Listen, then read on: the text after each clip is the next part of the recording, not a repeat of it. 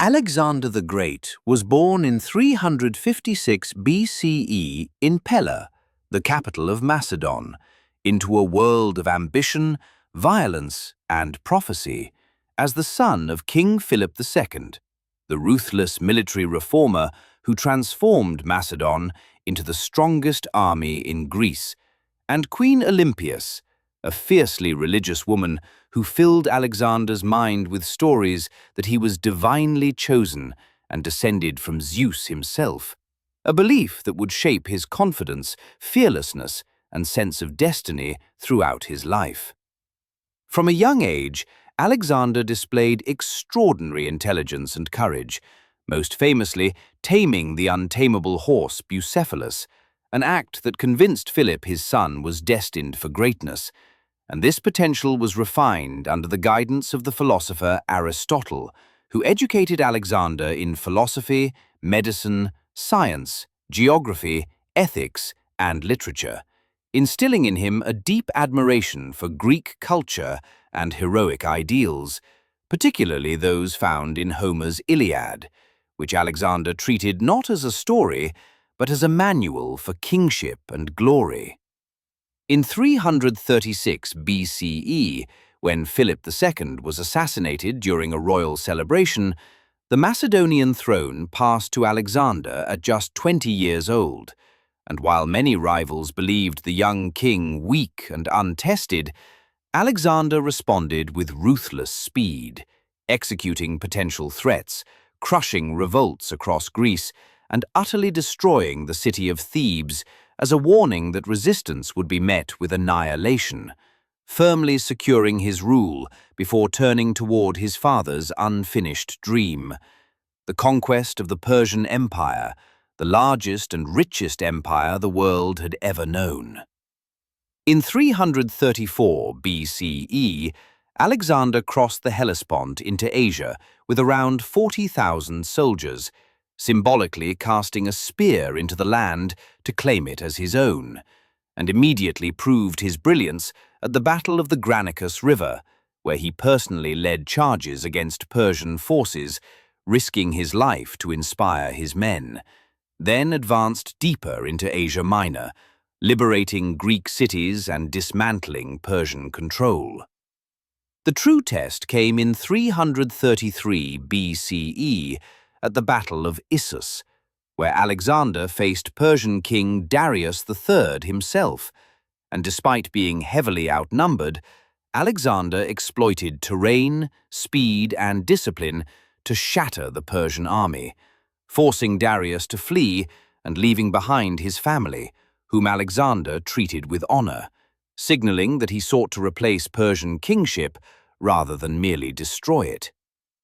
After Issus, Alexander moved south along the Mediterranean coast to eliminate Persian naval power, enduring one of the most brutal sieges in ancient history at Tyre,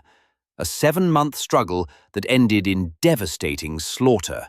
before entering Egypt, where he was welcomed as a liberator from Persian rule, crowned pharaoh, founded the city of Alexandria to serve as a beacon of Greek knowledge and power, and traveled deep into the desert to the oracle of Siwa, where he was declared the son of a god, reinforcing his belief that his mission was ordained by destiny itself. Returning east, Alexander confronted Darius one final time in 331 BCE at the Battle of Gaugamela, a massive clash that demonstrated Alexander's unmatched tactical genius as his smaller force shattered the Persian army through precise maneuvering and decisive strikes, effectively ending the Persian Empire and opening the gates to Babylon, Susa, and Persepolis, cities of unimaginable wealth, and although Persepolis was later burned, whether as revenge, accident, or symbolic destruction, it marked the irreversible collapse of Persian dominance over the ancient world. Unlike many conquerors, Alexander did not stop at victory, instead attempting to govern his vast empire by blending cultures, adopting Persian dress and court rituals, recruiting Persians into his army, encouraging marriages between Macedonians and local elites, and envisioning a unified world empire that transcended race and tradition, a vision that deeply unsettled his Macedonian officers and created tension between Alexander and the very men who had helped him conquer the world. Driven by an insatiable desire for exploration and conquest,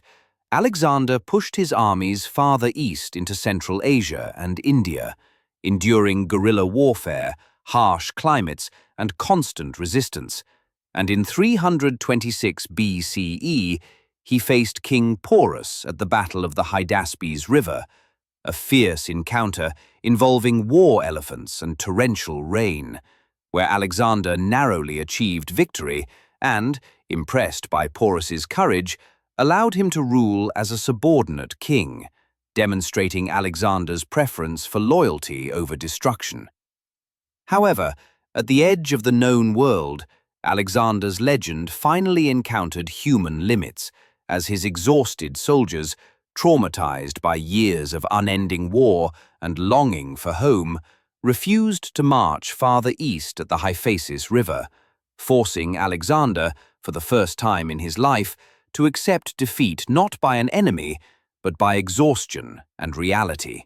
And the return journey proved catastrophic, especially the march through the Gedrosian desert, where heat, thirst, and starvation killed tens of thousands, breaking the strength of the army and leaving deep scars on Alexander himself. In 323 BCE, while in Babylon, planning new campaigns toward Arabia and possibly even the Western Mediterranean, Alexander suddenly fell ill after a banquet and died at the age of 32 under mysterious circumstances, whether from fever, poisoning, or the cumulative toll of wounds and exhaustion. And when asked on his deathbed who should inherit his empire, he famously replied, "To the strongest," a statement that ignited decades of brutal wars among his generals, the Diadochi, who ultimately divided the empire into rival kingdoms. Although Alexander's empire did not survive as a single political unit, his impact on history was permanent,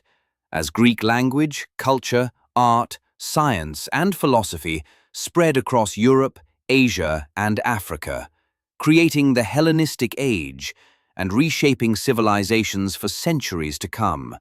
ensuring that Alexander the Great would be remembered not merely as a conqueror of lands, but as a figure who altered the course of human history through ambition, vision, and an unyielding belief that no boundary was beyond his reach.